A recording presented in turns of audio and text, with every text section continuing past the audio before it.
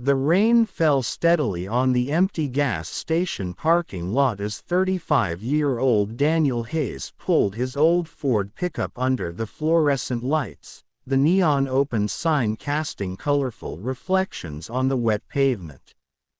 As a single father and construction foreman, Daniel had been working 16-hour days to save enough money for his 6-year-old son Jake's upcoming surgery. And tonight, he was running on coffee and determination.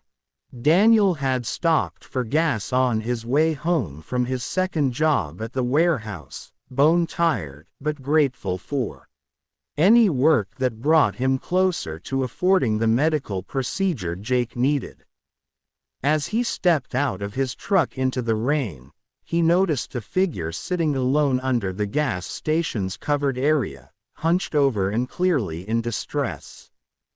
Through the rain and dim light, Daniel could see it was a young woman, probably in her late 20s, wearing a light-colored dress that clung to her obviously pregnant form. Her blonde hair was wet from the storm, and her shoulders shook with what appeared to be silent crying. She sat on the concrete ledge as if she had nowhere else to go.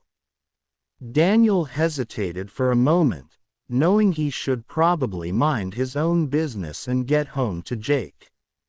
But something about the woman's posture, the way she held herself as if she was carrying the weight of the world, reminded him of his own darkest moments as a struggling single parent. After filling his tank, Daniel approached the woman slowly, not wanting to startle her. "Excuse me, miss," he said gently. "Are you all right?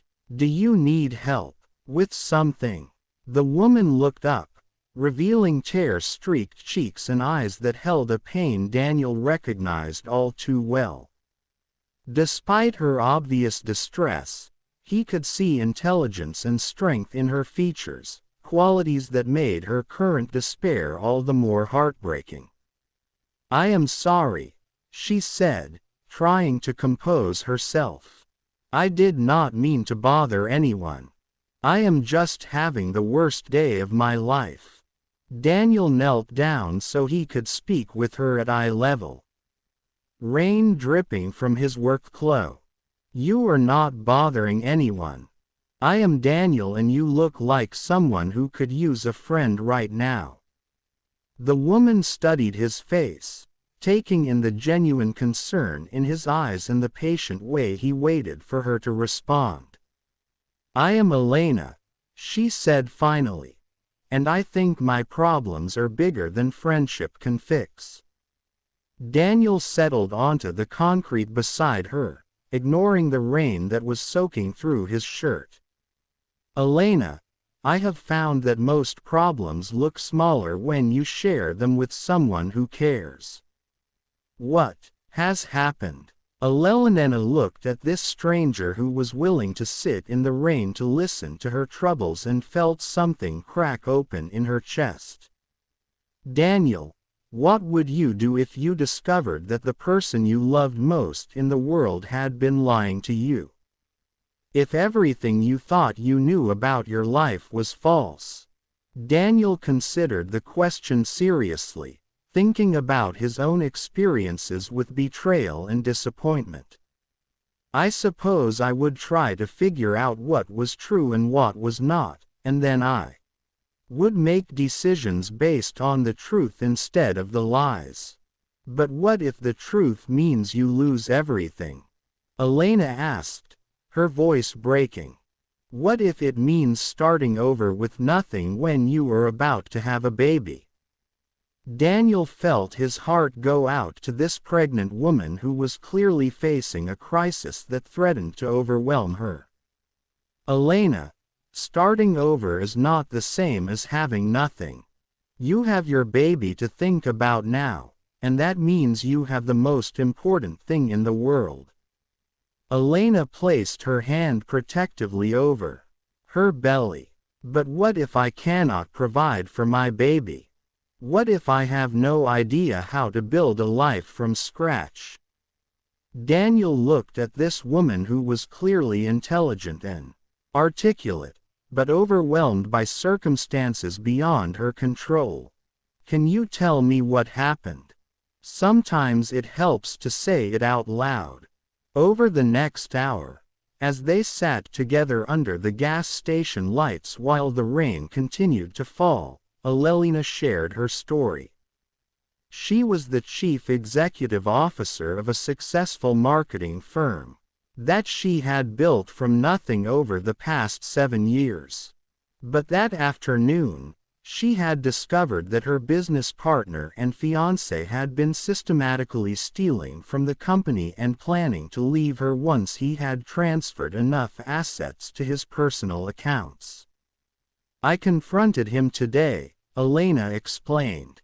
And he told me that he had never loved me, that our relationship was just a way for him to gain access to the company. He said I was naive for trusting him and that no one would believe me if I tried to expose what he had done. Daniel felt anger rise in his chest at the thought of someone treating Elena with such cruelty, especially when she was pregnant and vulnerable. Elena, that man is a thief and a coward. Nothing he said about you is true. But how can I know what is true anymore? Elena asked. I built this company. I thought I was smart and successful, but I let someone rob me blind. Maybe I am naive. Daniel turned to face her directly. Elena, the fact that you trusted someone you love does not make you naive. It makes you human. And the fact that you are sitting here worried about your baby and trying to figure out how to move forward tells me you are stronger than you realize. Elena looked at Daniel with surprise. You do not even know me. How can you be so sure? Daniel smiled, thinking about all the challenges he had faced raising Jake alone. Because I know what real strength looks like. It looks like sitting in the rain trying to figure out how to protect the people you love. It looks like refusing to give up even when everything seems hopeless. But what am I supposed to do now? Elena asked. I do not even know if I can go back to my own company. Daniel considered her situation, drawing on his practical experience with problem solving. Do you have access to financial records, bank statements, contracts, anything that shows where the money went? I have some access, but he handled most of the financial details, Elena admitted. That does not mean the evidence is not there, Daniel said. You just need the right help to find it and understand what it proves. Have you talked to a lawyer who specializes in business fraud? Elena shook her head. I was so shocked that I just left. I have been driving around all day trying to figure out what to do. Daniel looked at this accomplished woman who had built a successful business but was now feeling defeated. Elena, you are not defeated. You are just facing a challenge that requires different skills. But you can learn those skills and you can find people who know how to handle situations like this. Over the following weeks, Daniel found himself becoming an unexpected source of support for Elena as she worked to rebuild her life and her business. His practical wisdom and unwavering belief in her abilities helped her find the courage to hire the right legal and financial experts to investigate the embezzlement. Elena discovered that Daniel had been right. The evidence of her former partner's theft was all there in the company records. And with proper legal representation, she was able to not only recover the stolen money, but also expose his crimes to the authorities. More importantly, Elena had found in Daniel something she had never experienced before, a relationship built on genuine care and respect rather than personal gain. Daniel's integrity and kindness had shown her what real love looked like. 6 months later, as Elena's pregnancy progressed and her business grew stronger than ever, she made Daniel an offer that would transform both their lives. "Daniel," she said as they sat together in her office, watching through the window as Jake played in the company's new child care center. "I want to offer you a position as Chief Operations Officer." Daniel stared at her in amazement. "Elena, I am honored, but I am a construction foreman, not a corporate executive." Elena smiled, taking his hand. "Daniel, you are someone who stopped in the rain to help a stranger in crisis.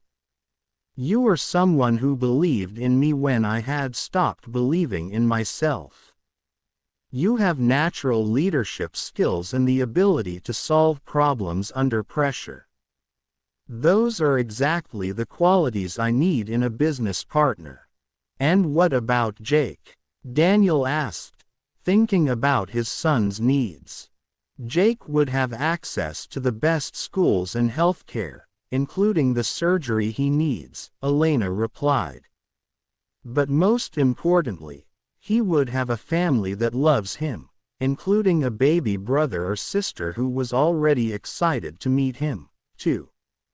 Years later, Daniel stood in the boardroom of Elena's company, now serving as Chief Operations Officer of one of the most successful marketing firms in the region. But beyond professional success, he had found something he had never dared to hope for: a loving wife and a growing family that included Jake, baby Sophia, and another child on the way. At their wedding ceremony held in the garden of their new home, Elena spoke about how a chance encounter at a gas station had taught her the difference between success and happiness. "I thought I had everything I wanted," Elena told their friends and family. "A successful business, financial security, a plan for the future. But I had never experienced unconditional love until I met a man who stopped to help a crying stranger without expecting anything in return." Daniel, holding Sophia in his arms while Jake stood proudly beside them as ring bearer, reflected on how a simple decision to show kindness had transformed every aspect of his life. "I thought I was just trying to help someone who was having a terrible day," Daniel said in his speech. "I had no idea that I was meeting my future wife, my business partner, and the person who would show Jake and me what it means to be part of a real family," as they celebrated with the people who mattered most to them. Daniel remembered that rainy night when he had been worried about medical bills and overtime shifts.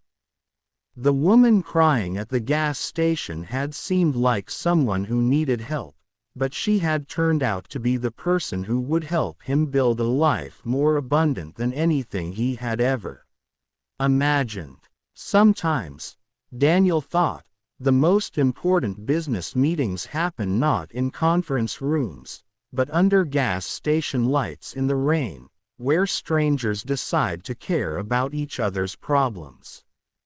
Sometimes the greatest opportunities come disguised as someone else's crisis.